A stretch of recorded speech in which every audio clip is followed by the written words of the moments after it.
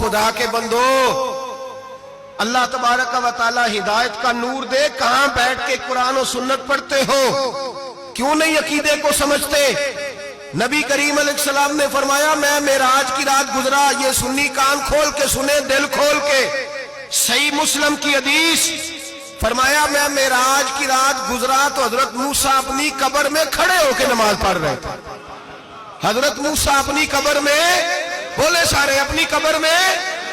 حضرت موسیٰ اپنی قبر میں کھڑے ہو کے، اب آؤ حضرت سعید بن مسیب تابعی ہیں، صحابہ کے شاگرد ہیں، وہ کہتے ہیں جب یزیدی فوجوں نے مدینے پر حملہ کیا اور یزید کا مقرر کردہ امام آیا تو صحابہ کرام مسجد نبی چھوڑ گئے، 3 دن تک مسجد میں نماز، کہا ہم یزیدی امام کے پیچھے نماز نہیں پڑھیں گے۔ مدینے پہ حملہ ہوا، مکے پہ حملہ ہوا، حضرت سعید بن مسیب کہتے ہیں میں دیوانہ بن کے، مجنون بن کے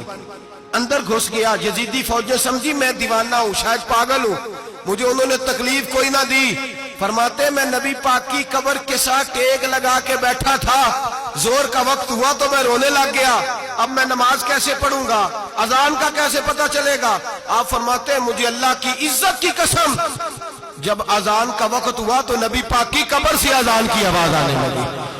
فرماتے ہیں جب جماعت کا وقت ہوا تو حضور کی قبر سے اقامت کی آواز آئی، پھر جماعت کی آواز آئی، اور میں نے اپنے نبی کے پیچھے زور کی نماز ادا کی، حضور کے پیچھے۔ حضرت موسیٰ اپنی قبر میں نماز پڑھے اور میرے رسول تو قبر میں جماعتیں کراتے ہیں، حضور جماعتیں کراتے، اور آپ فرماتے ہیں میں 3 دن مسجد، کان کھول کے دل کھول کے سنو، ہم نے کوئی ریڈی میڈ عقیدہ نہیں اپنایا،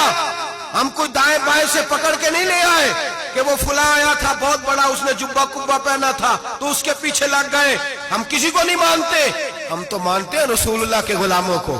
ہم تو مانتے ہیں صحابہ کو۔ ہمیں حضرت سعید بن مسیب بتا گئے ہیں کہ جو کہے تجھ کو مردہ وہ مردہ ہے واللہ، تو زندہ ہے واللہ، تو زندہ ہے واللہ، تو زندہ ہے واللہ، میری چشم عالم سے چھپ جانے والے میرے